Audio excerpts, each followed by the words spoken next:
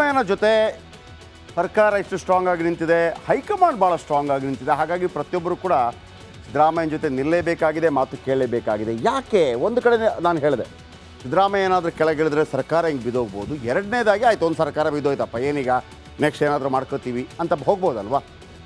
ಕೆಲವ್ರು ಹಂಗೆ ಮಾಡ್ತಾರೆ. ಈಗ ಯಡಿಯೂರಪ್ಪನವ್ರನ್ನ ಕೆಳಗಿಳಿಸಿದಾಗ ಬಿ ಜೆ ಪಿಗೆ ಒಂದು ಕಡೆ ಇತ್ತು, ಒಂದು ವೇಳೆ ಈ ಸಲ ಅಧಿಕಾರಕ್ಕೆ ಬರಲಿಕ್ಕಿಲ್ಲ, ತೊಂದರೆ ಇಲ್ಲ, ನೆಕ್ಸ್ಟ್ ನಾವು ಅಧಿಕಾರಕ್ಕೆ ಬರ್ತೀವಿ ಅನ್ನುವಂಥದ್ದು ಇತ್ತು. ಈಗ ಸಿದ್ದರಾಮಯ್ಯನವರ ಮೇಲೆ ಪ್ರಾಸಿಕ್ಯೂಷನ್ಗೆ ಅನುಮತಿ ಸಿಕ್ಕಿದೆ, ರಾಜೀನಾಮೆ ಕೊಟ್ಟರೆ ಏನಾಗ್ಬೋದು? ಸಿದ್ದರಾಮಯ್ಯ ಅಧಿಕಾರ ಕಳ್ಕೊಬೋದು. ಕಾಂಗ್ರೆಸ್ ಹೆಂಗೂ ಇದೆ, ಒಂದು 5 ವರ್ಷ ಆದ ನಂತರ ಮತ್ತೆ ಹಂಗಾಗಲ್ಲ. ಕಾಂಗ್ರೆಸ್ ಹೈಕಮಾಂಡ್ ಹೆದರ್ತಾ ಇರೋದು ಅಹಿಂದಕ್ಕಿಂತ ಹೆಚ್ಚಾಗಿ ಕುರುಬ ಸಮುದಾಯಕ್ಕೆ. ಯಾಕೆ ಅಂತ ಕೇಳ್ತೀನಿ ಬನ್ನಿ. ಸಿದ್ದರಾಮಯ್ಯ ಅಂದರೆ ವರಿಷ್ಠರು ಬೆದರಲು ಪ್ರಮುಖ ಕಾರಣ ಇದುವೇ, ಅದು ಬೇರೇನೂ ಅಲ್ಲ, ಸಿದ್ದರಾಮಯ್ಯ ಬೆನ್ನಿಗಿರುವಂಥ ಕುರುಬ ಸಮುದಾಯ. ಏನು ಕುರುಬರು ಬಿಟ್ಟರೆ ಬೇರೆ ಯಾರು ಇಲ್ವಾ ಅಂತ ನೀವು ಕೇಳ್ಬೋದು. ಏನೋ ಲಿಂಗಾಯತರು, ಒಕ್ಕಲಿಗರು ಇವರೆಲ್ಲ ಇಲ್ವಾ? ದಲಿತರು ಎಲ್ಲ ಇಲ್ವಾ? ಮುಸ್ಲಿಮರೆಲ್ಲ ಇಲ್ವಾ? ಇರ್ಬೋದು, ಇದ್ದಾರೆ. ಆದರೆ ನೀವು ನೋಡಿ, ಯಾವತ್ತೂ ಕೂಡ ರಾಜಕೀಯದಲ್ಲಿ ಒಂದು ಸಮುದಾಯ ಇದ್ದರೆ ಸಾಕಾಗೋದಿಲ್ಲ, ಎರಡೆರಡು ಸಮುದಾಯಗಳ ಕಾಂಬಿನೇಷನ್ ಇದ್ದರೆ ಮಾತ್ರ ಗೆಲ್ಲಕ್ಕೆ ಸಾಧ್ಯ ಆಗುತ್ತೆ. ಈ ಕುರುಬರ ಗತ್ತು ಕಾಂಗ್ರೆಸ್ ಹೈಕಮಾಂಡ್ಗೂ ಗೊತ್ತು. ಯಾಕೆ ಅಂತಂದರೆ ನೋಡಿ, ಕರ್ನಾಟಕದಲ್ಲಿ ಸುಮಾರು 45 ಲಕ್ಷದಷ್ಟು ಕುರುಬರಿದ್ದಾರಂತೆ. ಅಂದರೆ ಕರ್ನಾಟಕ ವಿಧಾನಸಭೆ ಕ್ಷೇತ್ರ ಎಷ್ಟು? 224 ಕ್ಷೇತ್ರಗಳಲ್ಲಿ 175 ಕ್ಷೇತ್ರಗಳಲ್ಲಿ ಕುರುಬರಿದ್ದಾರೆ. ಅದಕ್ಕೆ ಎಷ್ಟಿದ್ದಾರೆ? ಒಂದು 10-12 ಅಲ್ಲಿಂದ 17,000 ತನಕ ಕುರುಬ ಸಮುದಾಯ ಇದೆ. ನಿಮ್ಗೆ ಅರ್ಥ ಆಯ್ತಾ? 17,000 ಅಂತಂದರೆ ಒಂದು ಎಲೆಕ್ಷನಲ್ಲಿ ಒಬ್ಬರನ್ನು ಗೆಲ್ಲಿಸ್ಬೋದು, ಒಬ್ಬರನ್ನು ಸೋಲಿಸ್ಬೋದು. ದೊಡ್ಡ 60-70,000 ಇದ್ದವರು ಇದ್ದಾರೆ. ನಾನು ನಿಮಗೆ ಇದನ್ನು ಸರಾಸರಿ ಹೇಳ್ತಿರೋದು 17,000, ಅದು 12-17,000 ನೋಡಿ. ಈಗಾಗಲೇ ರಾಜ್ಯಪಾಲರ ವಿರುದ್ಧ ಕುರುಬ ಸಮುದಾಯ ಸಿಡಿದೆದ್ದಿದೆ, ಆಯಿತಾ? ಆಮೇಲೆ ಇದೇ ಕುರುಬ ಸಮುದಾಯ ಭಾಳ ಸ್ಟ್ರಾಂಗ್ ಆಗಿ ಬಿಕಾಸ್ ಆಫ್ ಸಿದ್ದರಾಮಯ್ಯ 95% ವೋಟ್ ಆಗ್ತಾ ಇದೆ. ಜೊತೆಗೆ ದಲಿತ್, ಜೊತೆಗೆ ಮುಸ್ಲಿಮರು, ಆಮೇಲೆ ಈ ಬಾರಿ ಒಕ್ಕಲಿಗರು ಡಿ ಕೆ ಶಿವಕುಮಾರ್ ಕಾರಣಕ್ಕಾಗಿ ವೋಟ್ ಹಾಕಿದ್ದಾರೆ. ಜೊತೆಗೆ ಯಡಿಯೂರಪ್ಪನವರಿಗೆ ಮೋಸ ಆಯಿತು ಅನ್ನೋ ಕಾರಣಕ್ಕಾಗಿ ಲಿಂಗಾಯತರು ಕೂಡ ಕಾಂಗ್ರೆಸ್ಗೆ ವೋಟ್ ಹಾಕಿದ್ದಾರೆ. ವೆರಿ ಫಸ್ಟ್ ಟೈಮ್ ಇಷ್ಟು ಬಂದಿರೋದು ಲಿಂಗಾಯತರು ಕಾಂಗ್ರೆಸ್ಗೆ. ಯಾಕೆ ಅಂತಂದರೆ 1990ರಲ್ಲಿ ವೀರೇಂದ್ರ ಪಾಟೀಲರು ರಾಜ್ಯದ ಮುಖ್ಯಮಂತ್ರಿ ಆಗಿದ್ದರು, ಬಹಳ ಗೌರವಯುತ ಮುಖ್ಯಮಂತ್ರಿ. ಆದರೆ ಅವರು ಒಂದು ಸಣ್ಣ ಪಾರ್ಶ್ವವಾಯು ಥರ ಆಗತ್ತೆ ಅವರಿಗೆ. ಆಗಿನ ಪ್ರಧಾನಿಯಾಗಿದ್ದಂಥ ರಾಜೀವ್ ಗಾಂಧಿಯವರು, ಅಂದರೆ ಅವರು ಬಹಳ ದೊಡ್ಡ ಲಿಂಗಾಯತ ಲೀಡ್ರು, 175 ಸ್ಥಾನಗಳನ್ನು ಗೆದ್ದು ಬಂದಿರುತ್ತೆ ಕಾಂಗ್ರೆಸ್. ಈಗ 136ಕ್ಕೆ ಇಷ್ಟ ಆಡ್ತಾ ಇದ್ದಾರೆ ಕಾಂಗ್ರೆಸ್ ಅವರು. ನೋಡಿದ್ರಾ? 136, 175 ವೀರೇಂದ್ರ ಪಾಟೀಲ್ ನೇತೃತ್ವದಲ್ಲಿ 175 ಗೆದ್ದು ಅಧಿಕಾರಕ್ಕೆ ಬಂದಿರ್ತಾರೆ. ಅವ್ರಿಗೊಂದು ಪಾರ್ಶ್ವವಾಯು ಆಗುತ್ತೆ. ಎಷ್ಟು ಅವಮಾನಕರ ರೀತಿಯಲ್ಲಿ ರಾಜೀವ್ ಗಾಂಧಿಯವರು ಅವರನ್ನು ಯಾವ ರೀತಿ ಬದಲಾಯಿಸ್ತಾರೆ ಅಂತಂದರೆ, ಒಂದು ಪತ್ರಿಕಾಗೋಷ್ಠಿ ಏನೂ ಇಲ್ಲ, ಏರ್ಪೋರ್ಟಲ್ಲಿ ಹೇಳ್ಬಿಡ್ತಾರೆ, ಇಲ್ಲ ನಾವು ಮುಖ್ಯಮಂತ್ರಿ ಬದಲಾಯಿಸ್ತಾ ಇದ್ದೀವಿ, ಮುಖ್ಯಮಂತ್ರಿ ಬದಲಾಯಿಸ್ತಾ ಇದ್ದೀವಿ ಅಂತ ಹೇಳಿಬಿಟ್ಟು ಬಂಗಾರಪ್ಪನವ್ರನ್ನ ಮುಖ್ಯಮಂತ್ರಿ ಮಾಡ್ತಾರೆ. ಬಂಗಾರಪ್ಪನವರು ಮುಖ್ಯಮಂತ್ರಿ ಆಗ್ತಾರೆ. ಬಂಗಾರಪ್ಪನವರಾದ ನಂತರ ಯಾರು ಅಲ್ಲಿ ಡೆತ್ ಆಗತ್ತೆ, ಯಾರ್ದು ರಾಜೀವ್ ಗಾಂಧಿಯವರು ಡೆತ್ ಆಗುತ್ತೆ. ಅಲ್ಲಿ ನರಸಿಂಹರಾವ್ ಅವರು ಬರ್ತಾರೆ. ನರಸಿಂಹರಾವ್ ಅವರು ಬಂಗಾರಪ್ಪನವರನ್ನ ಕೆಳಗಿಳಿಸಿ ಮೊಯ್ಲಿ ಅವರನ್ನು ಮುಖ್ಯಮಂತ್ರಿಯನ್ನಾಗಿ ಮಾಡ್ತಾರೆ. ನೋಡಿ, 175 ಸ್ಥಾನ ವೀರೇಂದ್ರ ಪಾಟೀಲ್ ಮುಖ್ಯಮಂತ್ರಿ ಆಗಿರ್ತಾರೆ. ಈಗ ಊಹೆ ಮಾಡ್ಕೊಳ್ಳಿ, ಈಗಿನ 136ರಲ್ಲೇ ನಮಗೆ ಅನಿಸ್ತಾ ಇದೆ ಕಾಂಗ್ರೆಸ್ ಎಷ್ಟು ದೊಡ್ಡ ಪಾರ್ಟಿಯಪ್ಪ ಕಾಂಗ್ರೆಸ್.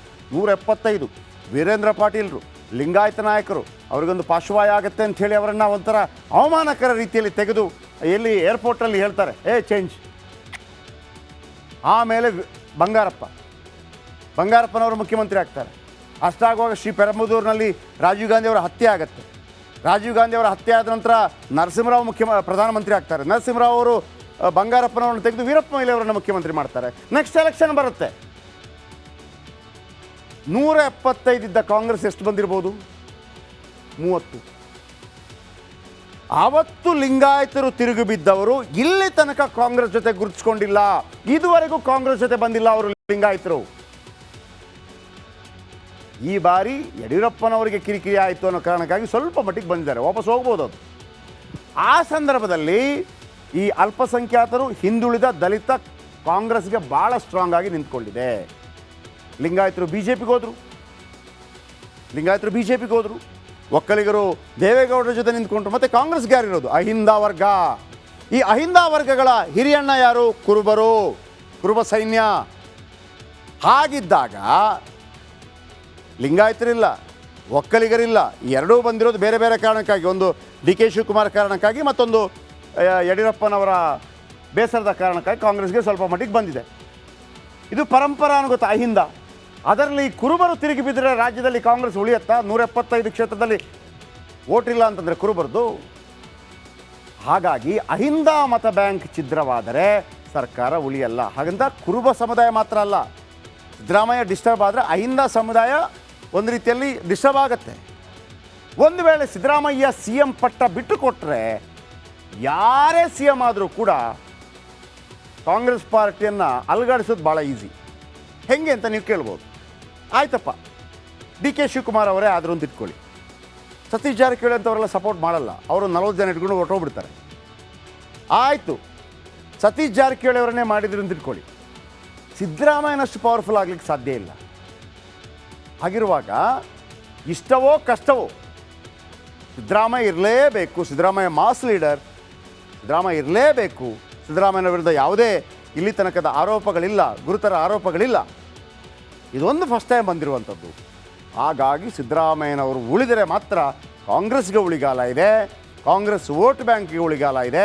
90ರಲ್ಲಿ ಲಿಂಗಾಯತರು ಹೋದವರು ಇಲ್ಲಿ ತನಕ ಬಂದಿಲ್ಲ, 35 ವರ್ಷಗಳ ತನಕ ಅಂತಂದರೆ ಒಕ್ಕಲಿಗರು ದೇವೇಗೌಡರ ಜೊತೆ ಇದ್ದಾರೆ. ಅಹಿಂದ ವರ್ಗವನ್ನು ಸಿದ್ದರಾಮಯ್ಯರ ಮುಖಾಂತರ ಕಳ್ಕೊಳ್ಳೋದಕ್ಕೆ ಕಾಂಗ್ರೆಸ್ಗೇನು ತಲೆ ಕೆಟ್ಟಿದೆಯಾ? ಹಾಗಾಗಿ ಸಿದ್ದರಾಮಯ್ಯನಂಥ ಮಾಸ್ ನಾಯಕರ ಜೊತೆ ಸ್ಟ್ರಾಂಗ್ ಆಗಿ ನಿಂತಿದೆ. ಒಂದು ವೇಳೆ ಸಿದ್ದರಾಮಯ್ಯನವರನ್ನು ಪಟ್ಟದಿಂದ ಕೆಳಗಿಳಿಸಿದ್ರೆ ಏನಾಗ್ಬೋದು ನೋಡಿ. ಮುಡಾ ಹಗರಣದ ಬಳಿಕ ಕೆಲ ಕಾಂಗ್ರೆಸ್ಸಿಗರು ಖುಷಿಯಾಗಿರೋದು ನಿಜ. ಯಾಕೆಂದರೆ ರಾಜಕೀಯ ಅಂತಂದರೆ ಒಬ್ಬರೇ ಮುಖ್ಯಮಂತ್ರಿ ಆಗಿರಬೇಕು ಅಂತೇನಿಲ್ಲಲ್ಲ. ಈಗ ಅಲ್ಲಿ ನರೇಂದ್ರ ಮೋದಿ ಅವರು ಪ್ರಧಾನಮಂತ್ರಿ ಆಗಿದ್ದಾಗಲೂ ಕೂಡ ಕೆಲವು ಬಿ ಜೆ ಪಿಗೆ ಇರ್ಬೋದು, ನಾವು ಪ್ರಧಾನಮಂತ್ರಿಗಳು ಯಾವಾಗ ಆಗೋದು ಅಂತ ಇದ್ದೇ ಇರುತ್ತೆ ಆಸೆ. ಆಗೋದಿಲ್ಲ, ಅದು ಬೇರೆ ವಿಚಾರ. ಸಿದ್ದರಾಮಯ್ಯವರು ಮುಖ್ಯಮಂತ್ರಿ ಆದಾಗಲೂ ಕೂಡ ಇರುತ್ತೆ ಮುಂದೆ ಯಾರು ಅಂಥೇಳಿ. ಯಡಿಯೂರಪ್ಪನವರು ಮುಖ್ಯಮಂತ್ರಿ ಆಗಿದ್ದಾಗ ಜಗದೀಶ್ ಶೆಟ್ಟರ್, ಸದಾನಂದ ಗೌಡರು, ಅಶೋಕ್ ಇವರಿಗೆಲ್ಲ ನಾವ್ಯಾವಾಗ ಮುಖ್ಯಮಂತ್ರಿ ಅಂತಿತ್ತು. ಜೆ ಡಿ ಎಸ್ ಎಲ್ಲ ಬಿಡಿ, ಅದು ಬೇರೆ ಚಾನ್ಸೇ ಇಲ್ಲ. ಫ್ಯಾಮಿಲಿ ಬಿಟ್ಟರೆ ಬೇರೆಯವ್ರಿಗೆ ಚಾನ್ಸೇ ಇಲ್ಲ. ಒಂದು ವೇಳೆ ಇದೆಲ್ಲದ್ರ ನಡುವೆ ಸಪೋರ್ಟ್ ಮಾಡ್ತಾ ಇದ್ದಾರೆ, ಮತ್ತೊಂದು ಸಪೋರ್ಟ್ ಮಾಡ್ತಾ ಇದ್ದಾರೆ, ಒಂದು ಪರ್ಯಾಯವಾಗಿ ಒಬ್ಬರು ಆಲೋಚನೆ ಮಾಡ್ತಾರೆ. ಒಂದು ವೇಳೆ ಸಿದ್ದರಾಮಯ್ಯನವರು ರಾಜೀನಾಮೆ ಕೊಟ್ಟರೆ ಯಾರು? ಆಗ ಕೆಲವರಿಗೆ ಆಸೆ ಇದೆ, ನಾನು ಯಾಕೆ ಆಗಬಾರ್ದು ಅಂತೇಳಿ. ಹಾಗಾಗಿ ಸಿ ಎಂ ಕುರ್ಚಿ ಕನಸು ಕಾಣ್ತಾ ಇದ್ದಾರೆ ಕೆಲ ನಾಯಕರು.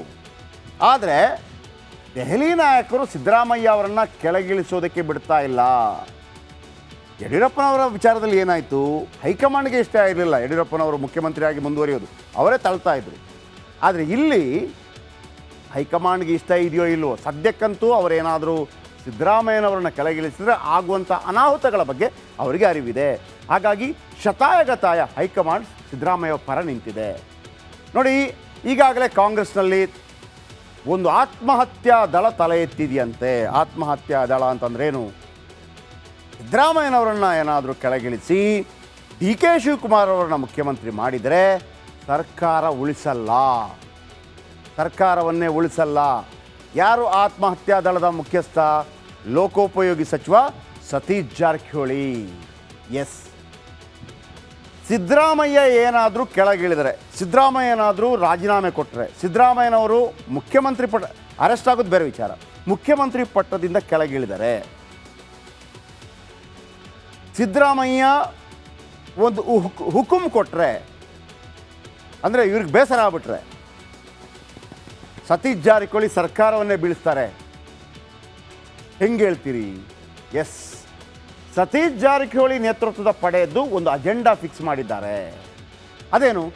ಶತಾಯಗತಾಯ. ಮೊನ್ನೆ ಕೂಡ ನಮ್ಮ ಇಂಟರ್ವ್ಯೂಲ್ಲಿ, ವಿಜಯ ಮಾಡಿದ ಇಂಟರ್ವ್ಯೂಲ್ಲಿ ಕೇಳಿದರು, ಸಿದ್ದರಾಮಯ್ಯ ಸಿ ಎಂ ಹುದ್ದೆಯಿಂದ ಯಾವುದೇ ಕಾರಣಕ್ಕೂ ಕೆಳಗಿಳಿಬಾರ್ದು. ಕೆಳಗಿಳಿದು ಡಿ ಸಿ ಎಂ ಆಗಿರುವಂಥ ಡಿ ಕೆ ಶಿವಕುಮಾರ್ ಅವರು ಯಾವುದೇ ಕಾರಣಕ್ಕೂ ಮುಖ್ಯಮಂತ್ರಿ ಆಗಬಾರ್ದು. ಸಿದ್ದರಾಮಯ್ಯ ಸಿ ಎಂ ಹುದ್ದೆಯಿಂದ ಕೆಳಗಿಳಿಬಾರ್ದು ಅಷ್ಟೇ. ಇನ್ನು ಸಿದ್ದರಾಮಯ್ಯ ಪಟ್ಟ ಬಿಡುವ ಸ್ಥಿತಿ ಬಂದರೆ, ಒಂದು ವೇಳೆ ಬಂತು ಅಂದಿಟ್ಕೊಳ್ಳೋಣ, ಸಿದ್ದರಾಮಯ್ಯನವರು ಇಳಿಲೇಬೇಕಾಯಿತು ಅಂತಿಲ್ಲ, ಆಗೇನು ಮಾಡ್ತಾರೆ? ಆಪ್ಷನ್ ಕೊಡ್ತಾರೆ ಸಿದ್ದರಾಮಯ್ಯನವರಿಗೆ. ನೀವು ಯಾರನ್ನು ಹೇಳ್ತೀರಿ ಅವರನ್ನು ಮುಖ್ಯಮಂತ್ರಿ ಮಾಡಿ. ಸೇಮ್ ಯಡಿಯೂರಪ್ಪನವ್ರಿಗೆ ಆದಂಗೆ, ಯಡಿಯೂರಪ್ಪನವರೇ ನೀವು ಪಟ್ಟದಿಂದ ಕೆಳಗಿಳಿಲೇಬೇಕು, ನಾನು ಇಳಿಯಲ್ಲ, ನಾನು ಹೇಳಿದವನಿಗೆ ಪಟ್ಟ ಕೊಡ್ಬೇಕು. ಸದಾನಂದ ಗೌಡರಿಗೆ ಸದಾನಂದ ನಂತರ ಜಗದೀಶ್ ಶೆಟ್ಟರ್ ಆದಂಗೆ ಯಾರು ಸಿದ್ದರಾಮಯ್ಯನವರನ್ನು ಹೇಳ್ತಾರೆ ಅವರಿಗೆ ಪಟ್ಟ ಕೊಡ್ತಾರೆ ಅಂತ. ಆಮೇಲೆ ತಮಗೆ ಆಗದವರಿಗೆ ಸಿ ಎಂ ಪಟ್ಟ ಕಟ್ಟಿದರೆ ನಾನು ಸರ್ಕಾರವನ್ನು ಉರುಳಿಸ್ತೇನೆ ಅನ್ನುವಂಥದ್ದು ಉರುಳಿಸಬಲ್ಲರು. ಯಾಕೆ ಈ ಮಾತು ನಾನು ಹೇಳ್ತಾ ಇದ್ದೀನಿ ಅಂತಂದರೆ, ಒಂದು ವೇಳೆ ಸಿದ್ದರಾಮಯ್ಯ ಜೊತೆ ಯಾಕಿಷ್ಟು ಸ್ಟ್ರಾಂಗ್ ಆಗಿ ಹೈಕಮಾಂಡ್ ನಿಂತಿದೆ, ಬಿ ಜೆ ಪಿಯವರು ಎಷ್ಟೇ ಹೋರಾಟ ಮಾಡಿದರೂ ಕೂಡ ಸಿದ್ದರಾಮಯ್ಯ ರಾಜೀನಾಮೆ ಕೊಡ್ತಾ ಇಲ್ಲ ಅಂತಂದರೆ, ರಾಜೀನಾಮೆ ಕೊಡುವಂಥ ಪ್ರಸಂಗ ಬಂದರೆ ಸರ್ಕಾರ ಬಿದ್ದೋಗ್ಬಿಡುತ್ತೆ. ಹೆಂಗೆ ಸರ್ಕಾರ ಬಿದ್ದೋಗ್ಬಿಡುತ್ತೆ? ಒಂದೋ ಸಿದ್ದರಾಮಯ್ಯ ಹೇಳಿದವರು ಮುಖ್ಯಮಂತ್ರಿ ಆಗಬೇಕು, ಅದು ಸತೀಶ್ ಜಾರಕಿಹೊಳಿ ಅಥವಾ ಪರಮೇಶ್ವರ್. ಡಿ ಕೆ ಶಿವಕುಮಾರನ್ನು ಹೈಕಮಾಂಡ್ ಮುಖ್ಯಮಂತ್ರಿ ಮಾಡಿದ್ರೆ ಏನಾಗುತ್ತೆ? ಏನಾಗಲಿಕ್ಕಿಲ್ಲ. 136 ನೋ. ಅಚ್ಚರಿ ಅಂದರೆ ರೆಬಲ್ಸ್ ಟೀಮ್ ಜೊತೆ ಬಿ ಜೆ ಪಿ ನಾಯಕರ ಲಿಂಕ್ ಇದೆ. ಮಹಾರಾಷ್ಟ್ರದ ಫಡ್ನವೀಸ್, ಗೋವಾದ ಸಾವಂತ್ ಜೊತೆ ಲಿಂಕ್ ಇದೆ. ಎಸ್, ಎಲ್ಲದಕ್ಕೂ ಮಿಗಿಲಾಗಿ ಎಚ್ ಡಿ ಕೆ ಸಂಪರ್ಕದಲ್ಲಿದ್ದೆ ಆ ಟೀಮ್. ನಾನು ಮೊನ್ನೆ ಒಂದು ದಿವಸ ಸತೀಶ್ ಜಾರಕಿಹೊಳಿ ಕುಮಾರಸ್ವಾಮಿ ಅವ್ರ ಜೊತೆ ಒಂದು ಮೀಟಿಂಗ್ ಮಾಡಿದರು. ಒಂದು ವೇಳೆ ಈ ಪ್ರಸಂಗ ಬರೋದಕ್ಕಿಂತ ಮೊದಲು, ಒಂದು ವೇಳೆ ಸಿದ್ದರಾಮಯ್ಯ ನಂತರ ಡಿ ಕೆ ಶಿವಕುಮಾರ್ ಮುಖ್ಯಮಂತ್ರಿ ಆದರೆ ನಾವೊಂದು 40 ಜನ ಬಂದುಬಿಡ್ತೀವಿ ಬಿ ಜೆ ಪಿಗೆ ಅನ್ನುವಂಥ ರೀತಿಯ ಸಂದೇಶವನ್ನು ಕೊಟ್ಟಿದ್ದರು. ಹಾಗಾಗಿ ಡಿ ಕೆ ಶಿವಕುಮಾರ್ ಅವರಿಗೆ ತೊಂದರೆ ಇದೆ. ಈಗ ಅಚ್ಚರಿಯ ಬೆಳವಣಿಗೆಯಲ್ಲಿ ಇದೇ ಸತೀಶ್ ಜಾರಕಿಹೊಳಿ ಜೊತೆ ಡಿ ಕೆ ಶಿವಕುಮಾರ್ ಇವತ್ತೊಂದು ಮೀಟಿಂಗ್ ಮಾಡಿದ್ದಾರೆ. ನಿಮ್ಗೆ ಅರ್ಥ ಆಯ್ತಲ್ಲ? ಸಿದ್ದರಾಮಯ್ಯನವರನ್ನು ಆಯ್ತಪ್ಪ, ಸಿದ್ದರಾಮಯ್ಯನವರ ಮೇಲೆ ಇಷ್ಟೆಲ್ಲ ಆರೋಪ ಬರ್ತಾ ಇದೆ, ಅವರನ್ನು ಕೆಳಗಿಳಿಸೋಣ ಅಂತಂದರೆ ಸಿದ್ದರಾಮಯ್ಯ ಏನು ಮಾಡ್ತಾರೆ? ಆಯಿತು, ನಾನು ಕೆಳಗಿಳಿತೀನಿ, ಬೇಕಿದ್ರೆ ನಾನು ಹೇಳ್ದವ್ರನ್ನ ಮಾಡಬೇಕು. ಡಿ ಕೆ ಶಿವಕುಮಾರ ಇಲ್ಲ. ಹೈಕಮಾಂಡ್ ಯಾರ ಮೇಲೆ ಪ್ರೀತಿ ತೋರಿಸುತ್ತೆ? ಡಿ ಕೆ ಶಿವಕುಮಾರ್ ನೆಕ್ಸ್ಟ್ ಅರ್ಹರು ಅಂತೇಳಿ ಅವರನ್ನು ಮಾಡುತ್ತೆ. ಅವರನ್ನು ಮಾಡಿದಾಗ ಸಿದ್ದರಾಮಯ್ಯ ಬಿಡ್ತಾರಾ?